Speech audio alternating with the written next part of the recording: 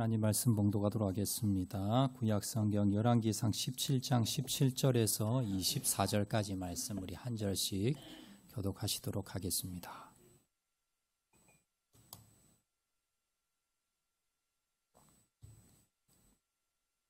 열왕기상 17장 17절에서 24절 말씀 우리까지 한 절씩 교독하겠습니다. 17절 말씀 제가 먼저 봉독합니다. 이 일 후에 그 집 주인 되는 여인의 아들이 병들어 증세가 심히 위중하다가 숨이 끊어진지라.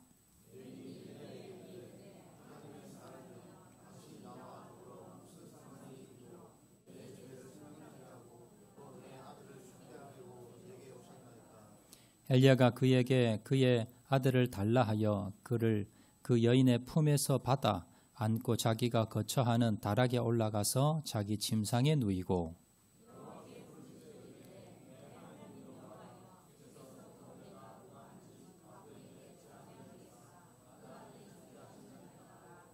그 아이 위에 몸을 3번 펴서 엎드리고 여호와께 부르짖어 이르되 내 하나님 여호와여 원하건대 이 아이의 혼으로 그의 몸에 돌아오게 하옵소서 하니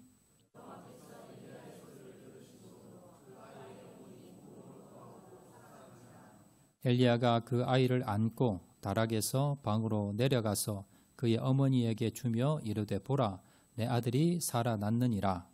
여인이 엘리야에게 이르되 내가 이제야 당신은 하나님의 사람이시요 당신의 입에 있는 여호와의 말씀이 진실한 줄 아노라 하니라. 아멘.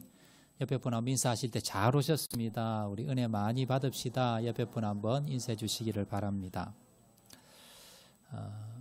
매년마다 갤럽이라고 하는 여론조사 기관에서 전 세계를 대상으로 해서 행복 지수를 조사를 합니다. 각 나라별로 얼마나 그 국민들이 행복감을 느끼는가 이 조사입니다.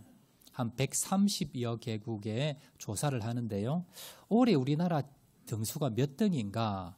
130개국 나라 중에 58등입니다. 58등이면 그래도 한 중간 이상 되지 않는가 여러분 생각될 수 있는데요. 우리나라 경제 수준이 세계 10위권입니다.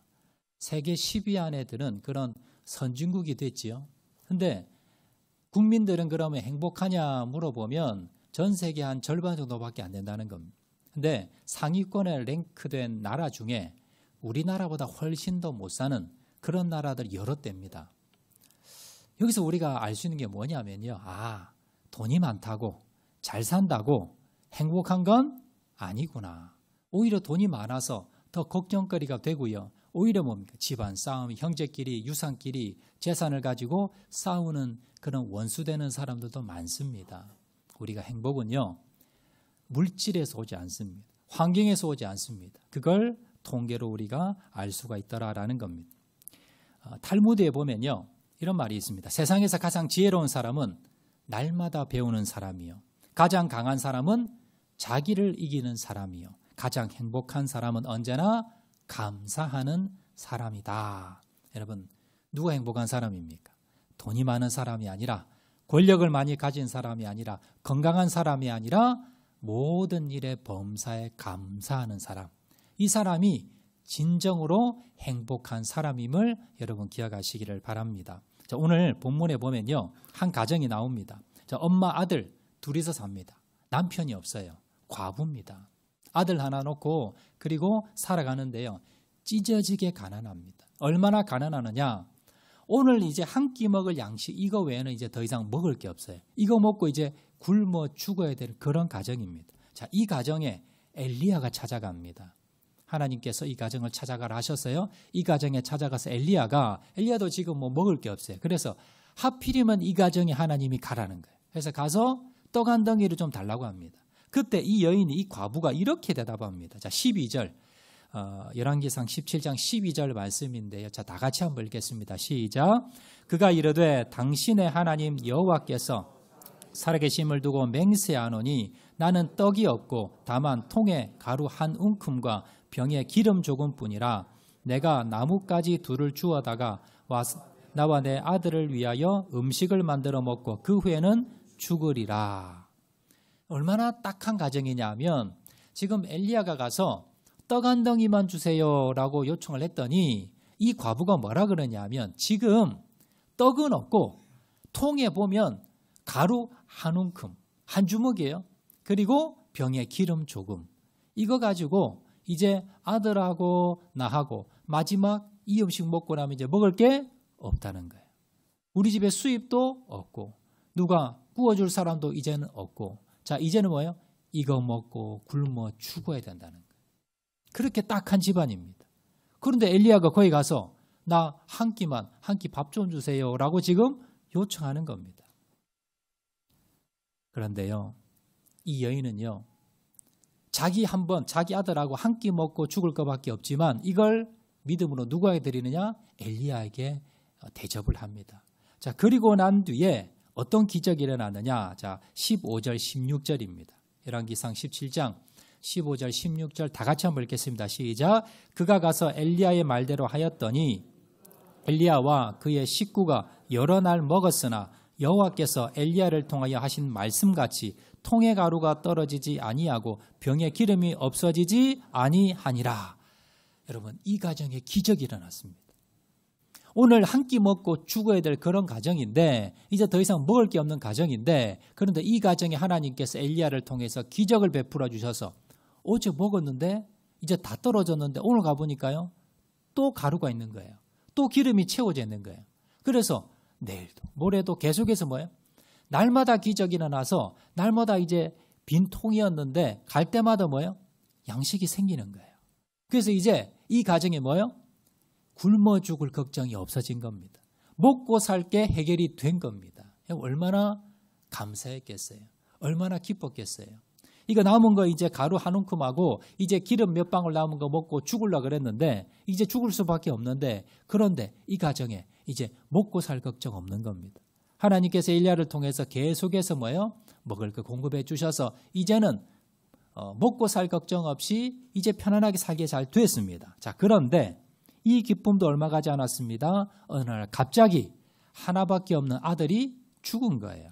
오늘 보면 17절입니다. 자, 17절 말씀 다 같이 읽겠습니다. 시작. 2일 후에 그 집 주인 되는 여인의 아들이 병들어 증세가 심히 위중하다가 숨이 끊어진지라. 여러분, 이제 먹고 살만하게 됐습니다. 이제 양식 걱정 없게 됐습니다. 그런데 하나밖에 없는 아들이 갑자기 급사해버린 거예요. 갑자기 병들어 죽은 겁니다. 여러분, 이 과부는요. 남편이 일찍 죽었습니다. 그래서 이제는 누구만 바라봐요? 이제 아들 하나밖에 없습니다. 자기는 이제 이 아들 하나 바라보고 지금까지 살아온 겁니다. 이 아들 없으면요. 이제 살 소망도 없어요. 먹고 살 수 있게 됐지만 그러나 이 아들이 없으면요. 살 이유가 없는 거예요. 그런데 이 아들이 갑자기 죽게 된 겁니다. 이 엄마는요. 청천벽력입니다. 이 아들이 죽어버렸으니 이제는 뭐예요? 이제는 더 이상 뭡니까? 살 수 없는 그런 상황에 빠지게 되는데 여러분 이게 우리 인생과 똑같아요. 우리 인생도 그렇지요. 이제 큰 문제가 있었는데 이게 해결이 됐습니다. 아 이제 이것만 해결되면 이 문제만 해결되면 이제 우리 가정에 걱정 없어. 자 그렇게 생각했는데 또 문제가 생기는 거예요. 또 다른 문제가 생기는 겁니다. 예전에 TV에서 한번 봤는데요. 어느 한 여인이 이제 과부가 됐습니다. 남편이 일찍 이제 죽었어요. 세 자매가 있었는데 큰 아들, 둘째 딸, 셋째 아들 이렇게 이제 3명이 있었는데 이 자녀들이 공부를 참 잘해요. 그래서 큰 아들은 법대에 가서 이제 판사가 됐어요. 둘째 딸은 공부 열심히 해서 임용고시 합격이 돼서 이제 교사가 됐어요. 셋째는 공부를 더 잘해요. 그래서 이제 의사가 됐습니다. 그래서 이제 이 세 자녀를 잘 키웠는데 그래서 이제 이 자녀들이요 이제 자리도 잡고 이제 어머니 이제 걱정하지 마시고 남은 여생은 우리가 호강시켜 드릴 테니까 맛있는 거 많이 드시고 그리고 해외 여행도 시켜드리고 할 테니까 어머니 걱정하지 마세요. 근데 갑자기 배가 아파 병원에 갔더니 위암 말기라는 거예요. 근데 이게 전이까지 된 거예요. 그래서 이 수술도 안 되고 한 3개월밖에 못 살겠습니다. 여러분 이게 우리 인생입니다. 이제 살만하게 됐는데 이제 이 고민거리 해결하게 됐는데 근데 또 다른 문제가 또 나오고 또 나오게 되더라라는 겁니다. 그럼 하나님은 오늘 본문에 나오는 이 가정을 향한 하나님의 뜻은 무엇인가? 오늘 이거 한번 살펴보도록 하겠는데요. 자, 모처럼 이렇게 행복했던 이 가정에 다시 어려움이 찾아오게 됩니다. 여러분, 가난이 좋겠습니까? 아들이 죽는 게 좋겠습니까? 오히려 가난이 낫지요. 아들이 죽으면 아무 소망이 없는 겁니다. 자, 이렇게 갑자기 아들이 죽자 이 여인의 마음이 갑자기 변하게 됩니다. 조금 전까지만 해도 엘리야를 통해서 하나님 할렐루야 감사합니다. 우리가 작은 것 드렸더니 하나님께서 이렇게 큰 은혜를 주시네요. 이제 먹고 살 걱정 안 해도 됩니다 하면서 감사했던 이 가정이, 이 과부가 자기 아들이 죽자 그 모든 원망을 엘리야에게 쏟아붓습니다. 자, 오늘 보면 18절 말씀. 18절 말씀 다 같이 읽겠습니다. 시작. 여인이 엘리야에게 이르되 하나님의 사람이여 당신이 나와 더불어 무슨 상관이 있기로 내 죄를 생각나게 하고 또 내 아들을 죽게 하려고 내게 오셨나이까. 여기 보면요, 엘리야가 지금 이 집에 와서 어떤 병균을 퍼뜨리거나 아니면 엘리야가 어떤 실수를 해가지고 이 아들이 죽은 게 아닙니다. 그냥 우연히 뭐예요? 이 엘리야가 오게 됐고 먹을 해결이 됐는데 그 뒤에 갑자기 아들이 아픈 거예요. 그 아픈 게 사실은 뭐예요? 엘리야 때문은 아닐 겁니다. 그런데 이 여인이 이 모든 원망을 누구에게 합니까? 엘리야에게 하는 거예요.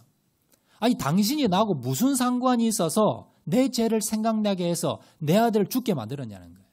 당신이 와서 내 아들이 죽었다는 거예요. 그러니까 이 모든 이 문제는 누구 때문에? 당신 때문에. 엘리야, 당신이 우리 집에 와서 아들이 죽었으니까 괜히 당신이 우리 집에 와가지고 우리 아들 죽게 했다는 거예요.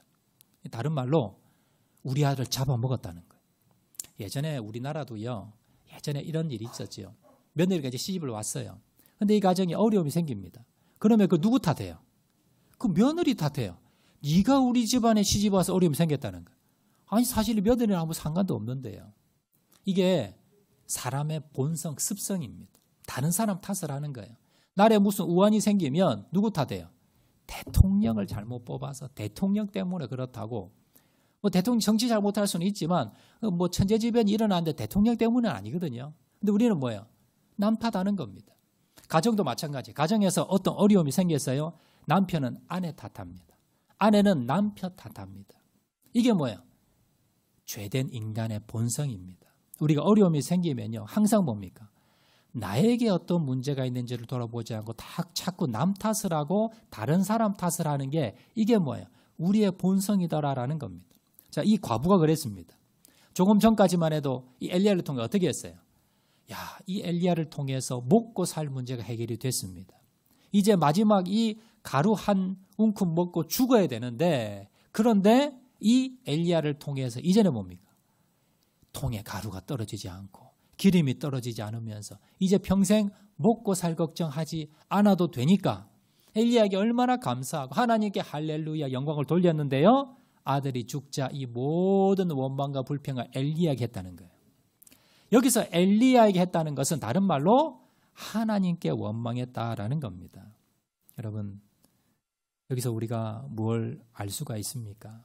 여러분, 이 과부가 지금 감사했던 감사는 무엇에 의한 감사입니까? 환경에 의한 감사입니다.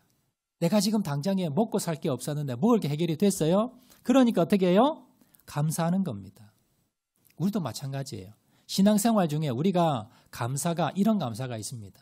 내가 교회 열심히 다니고 기도하는데요. 기도 열심히 했어요. 봉사 열심히 했어요. 그러니까 우리 남편이 돈 잘 벌어다 줍니다. 그리고 직장생활 잘해요. 사업하는데 사업이 잘 돼요. 자녀들이 공부를 잘해요. 우리 가정에 어려움이 없어요. 그래서 드리는 감사. 이것 때문에 드리는 감사는요. 무엇 때문에 드리는 감사입니까? 환경 때문에 감사합니다. 환경 때문에 감사하면 다른 말로요. 환경이 어려워졌어요. 갑자기 남편이 직장에서 쫓겨났어요. 사업이 망했어요. 자녀가 공부 입시에 떨어졌어요. 그리고 우리 가정에 어려움이 생겼어요. 자, 그러면 뭐가 됩니까? 불평이 되더라는 거예요. 여러분, 이런 신앙은, 이런 감사는요. 세상 사람도 똑같습니다. 여러분, 세상 사람도 잘 되면요. 하늘에 대고 감사합니다. 못 되면 원망합니다. 여러분, 우리가 하나님을 믿는다고 하면서 우리가 잘 되면 감사하고요. 환경이 잘못되면 원망하며 불평하며 감사를 잊어버리고 그러면 세상 사람과 믿지 않는 사람과 신앙이 없는 사람과 우리가 똑같다라는 겁니다. 그런 감사는 여러분 하나님이 받으시는 감사가 아니더라라는 겁니다. 이 여인이 그랬지요. 앞에 감사하다가 갑자기 아들이 죽자 하나님의 사람이여 당신이 나로 더불어 무슨 상관이 있기에 우리 집에 와서 이 아이들을 죽게 합니까? 라고 하면서 모든 원망을 엘리야에게 쏟아냈다는 겁니다. 자, 그러자 엘리야가 어떻게 합니까?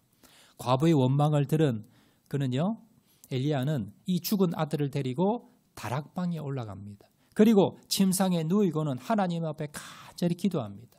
그러자 하나님께서 엘리야의 기도를 들으시고 죽은 아들을 다시 살려주시게 됩니다. 자, 22절 말씀. 자, 22절 말씀 다 같이 읽겠습니다. 시작. 여호와께서 엘리야의 소리를 들으심으로 그 아이의 혼이 몸으로 돌아오고 살아난지라. 다시 하나님께서요, 엘리야의 기도를 들으시고 기적을 베푸셔서 죽었던 아이가 다시 살아나는 역사가 일어났다는 겁니다. 여러분, 얼마나 참 드라마틱하고요. 얼마나 감사했겠습니까? 자, 그런데 우리가 돌아보면서 아니 굳이 그러면 하나님은 다시 살릴 거면서 왜 멀쩡한 아들을 죽였을까? 왜 다시 살려주실 거면서 왜 아들을 이렇게 죽였다, 살렸다 그러면서 이 과부를 천당에 갔다, 지옥에 갔다 그렇게 왔다 갔다 할 정도로 마음을 그렇게 왔다 갔다 하게 만들었을까? 자, 결론. 그 이유가 왜 하나님께서 이 아들을 죽였다가 살렸을까? 왜 하나님께서 이렇게 이 과부에게 아픔을 주셨다가 다시 또 은혜를 주셨는가? 그 이유가 24절에 나옵니다. 오늘 본문에 여러분 결론인데요. 자, 24절 말씀 다 같이 읽겠습니다. 시작. 여인이 엘리야에게 이르되 내가 이제야 당신은 하나님의 사람이시요 당신의 입에 있는 여호와의 말씀이 진실한 줄 아노라 하니라. 이 일이 있고 난 뒤에 이 과부가 엘리야에게 두 가지를 이야기합니다. 이 일이 있고 난 뒤에 엘리야를 통해서요, 이 과부가 두 가지를 깨닫게 되는데 첫 번째는 당신은 하나님의 사람입니다. 엘리야가 처음에 와서 이렇게 먹을 걸 해결해 주자 이 하나님의 사람이구나라고 알았는데 나중에 보니까 아들이 죽었어요. 그러니까 이 사람은 뭐예요? 사탄의 사자입니다. 이 사단이 보낸 사람이 이렇게 생각했다는 거예요. 그런데 아들이 다시 살면서 그러면서 뭘 깨달았습니까? 엘리야가 하나님의 사람이구나. 자, 두 번째는요. 당신의 입에 있는 여호와의 말씀이 진실한 줄. 하나님의 말씀이 진짜라는 거예요. 이전에는 하나님의 말씀을 믿지를 않았다는 겁니다. 그런데 아들이 다시 살면서 이 과부가 깨달은 것은 무엇이냐? 바로 엘리야가 하나님의 진실한 종이요. 그리고 두 번째는요. 이 하나님의 말씀이 살아있는 말씀이 진실하다. 진짜라는 거예요. 하나님의 말씀을 믿게 됐다라는 겁니다. 여러분, 신명기 8장에 보면요. 하나님께서 이스라엘 백성들을 40년간 광야에서 고생을 시킵니다. 그런데 하나님이 왜 이스라엘 백성들을 40년간 고생을 시켰는가? 그 이유가 신명기 8장에 나옵니다. 자, 신명기 8장 2절과 3절 말씀인데요. 자, 다 같이 읽겠습니다. 시작. 내 하나님 여호와께서 이 40년 동안에 내게 광야의 길을 걷게 하신 것을 기억하라. 이는 너를 낮추시며 너를 시험하사 내 마음이 어떠한지 그 명령을 지키는지 지키지 않는지 알려 하심이라.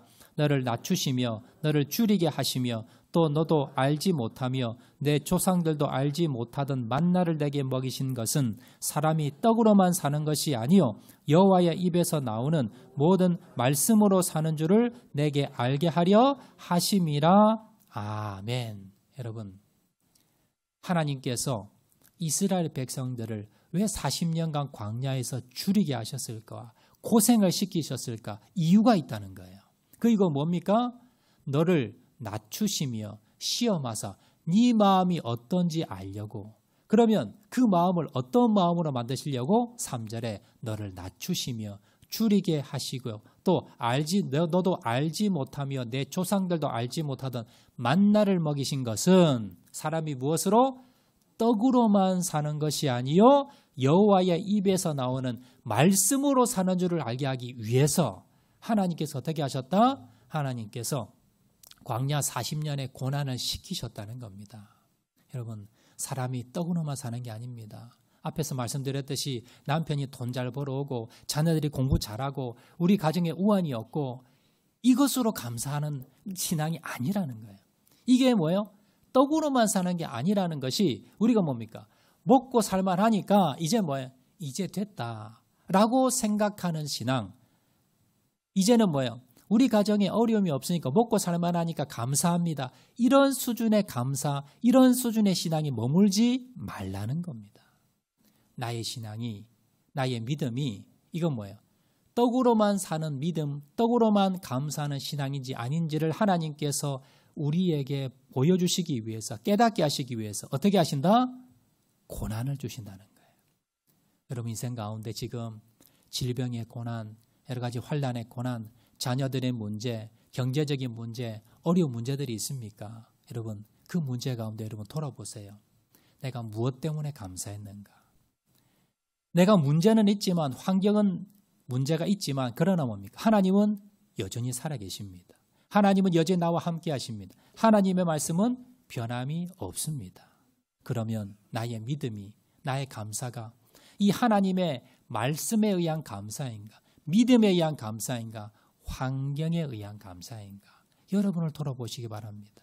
내가 환경 때문에 감사했다면 환경이 나빠지면 내가 원망합니다. 이것은 뭡니까? 믿음에 의한 감사가 아니라 믿음의 말씀에 의한 믿음이 아니라 환경에 의한 믿음입니다. 이게 기복신앙이에요. 그래서 하나님께서 지금 이 과부, 이 사르밧 과부를 통해서 뭘 알게 하셨습니까? 뭘 깨닫게 하셨습니까? 네가 지금 먹을 것 때문에 감사하느냐? 그 감사는 가짜라는 겁니다. 하나님이 원하는 감사가 아니라는 겁니다. 네 아들이 죽어도 감사할 수 있느냐? 네 아들이 죽어도 내가 네 아들을 데려가도 네가 감사할 수 있느냐? 하나님 함께 하시기 때문에 하나님께서 이 아들을 살리실 것이기 때문에 그 믿음이 있어서 믿음으로 감사한다면 그게 진짜야. 이걸 말씀하고 있는 거예요. 그리고 이 아들을 다시 살리시면서 이 과부가 뭐라고 고백합니까? 이제는 당신이 하나님의 종이요. 당신이 말하는 하나님의 말씀이 진실, 진짜란 걸 알겠다는 거예요. 이제는 환경에 의한 믿음이 아니라 환경에 의한 감사가 아니라 말씀에 의한 감사, 믿음에 의한 감사를 하겠습니다. 이렇게 이 과부가 변했다는 겁니다. 여러분, 우리도 마찬가지입니다. 여러분을 돌아보시기 바랍니다. 나는 환경에 의해서 감사하고 있는가? 아니면 하나님의 말씀에 의해서 믿음으로 감사하고 있는가? 여러분을 돌아보시라라는 겁니다. 내가 환경이 잘 되고 여건이 잘 되고 내가 우리 가정에 어려움이 없고 문제가 없고 하는 일마다 잘 되어서 감사하다면 이것이 내가 환경 때문에 감사한 건 아닌지 돌아보시라는 겁니다. 그래서 하나님께서 우리에게 어떻게 하십니까? 때로는 어려움도 주시고 때로는 고난도 주십니다. 때로는 내가 억울한 일도 당하고 때로는 가족 때문에, 자녀 때문에, 부모 때문에, 또 남편 때문에, 아내 때문에 우리가 속상한 일도 생기는 겁니다. 때로는 내가 사기를 당할 때도 있고 때로는 경제적으로 힘들 때도 있고요. 때로는 내 몸이 아플 때도 있습니다. 그럴 때마다 나의 믿음이 흔들리는지 흔들리지 않는지 나의 감사가 여전히 하나님 앞에 진행되고 있는지를 돌아보시라라는 겁니다. 여러분, 핍박 가운데서 신앙의 믿음을 지키기 위해서 청교도들은요, 영국에서 메이플라워 호를 타고 신대륙을 향해서 갔습니다. 1년이 넘는 동안 함께했던 동료들 중에요, 절반이 죽었습니다. 그리고 신대륙에 도착했는데 먹을 게 없어요. 그런 상황에서 인디언들에게 씨앗을 조금 얻었습니다. 그것을 심어서 첫 열매 수확을 거뒀습니다. 그걸 감사해서 드린 것이 오늘날 추수감사절의 유래입니다. 그렇게 태어난 나라가 미국입니다. 여러분, 이들은요 얼마든지 원망할 내용들이 있었습니다. 하나님, 우리가 잘 먹고 잘 살자고 온 게 아니라 정말 믿음 지키기 위해서 왔는데 절반이 죽었어요. 여기 도착하니까 황량합니다. 먹을 게 없어요. 어떻게 살아야 됩니까? 그렇지만 그 가운데서도 하나님께서 인디언을 통해서 씨앗을 주셨고 이걸 통해서 첫 열매 조금 그걸 얻었습니다. 그걸 바라보면서 하나님 앞에 뭐예요? 감사했다는 거예요. 그랬을 때 하나님께서 저 땅에 은혜를 복을 주셨고 지금 뭡니까? 전 세계에서 가장 큰 강대국이 됐다는 거예요. 우리도 마찬가지입니다. 여러분 삶 가운데 오늘 맥주 감사주일입니다. 원래 맥주 감사주일은 첫 열매, 하나님께 첫 열매를 하나님께 감사함으로 드렸던 제사가 맥주 감사절인데요.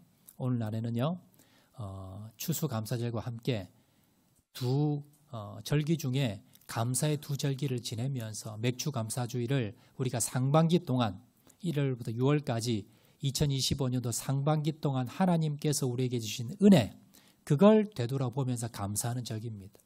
때로는요, 어떤 해에는 감사하지 못할 그런 상황 있을 때도 있습니다. 또 어떤 때에는 감사가 넘치는 때도 있겠지요. 그러나 절기는요, 상황에 상관없이 항상 드려집니다. 무슨 의미가 있을까요? 상황에 상관없이 내가 올 상반기에 좋은 일이 있었다 하더라도 나쁜 일이 있었다 하더라도 상관없이 하나님께 무엇으로? 믿음으로, 말씀으로 드리는 감사가 바로 맥주 감사라는 것을 여러분 기억하시기를 바랍니다. 여러분 상반기 돌아보시면서요, 여러분 감사 제목을 찾으시기 바랍니다. 무엇이 감사합니까? 상반기 동안 하나님께서 우리를 버리지 않으셨어요. 나와 함께 하셨습니다. 하나님 말씀대로 신실하게 하나님께서 역사하셨습니다. 하나님의 말씀이 변치 않습니다. 하나님 나와 동행하셨습니다. 하나님께서 나에게 변치 않게 은혜 주셨습니다. 그렇다면 우리가 뭐예요? 감사할 수 있다는 거예요. 내가 몸이 아프고 내가 되는 게 없고 기도 응답이 없고 재정적으로 힘들고 우리 가정이 어려움을 겪고 여러 가지 문제가 있다 하더라도 그건 뭐예요? 그건 환경이에요. 그 상황에도 하나님은 변치 않으셨습니다. 그러므로 우리가 모든 성도들이 이 맥주 감사절을 맞이하면서 하나님 앞에 감사할 이유가 된다는 것을 여러분 기억을 하시고 오늘 여러분 돌아보면서 나는 환경에 의한 감사였는가? 아니면 하나님을 향한 믿음, 이 말씀에 입각한 하나님의 말씀을 붙들고 했던 감사였는가를 돌아보면서 여러분 하나님의 은혜에 감사하시는 상반기를 돌아보면서 주님의 은혜에 감사하시는 저와 여러분 되시기를 주의 이름으로 축원을 드립니다. 말씀 생각하면서 우리 한번 찬양하도록 하겠는데요. 괴로울 때 주님 얼굴 보라, 우리 다 같이 한번 찬양하겠습니다.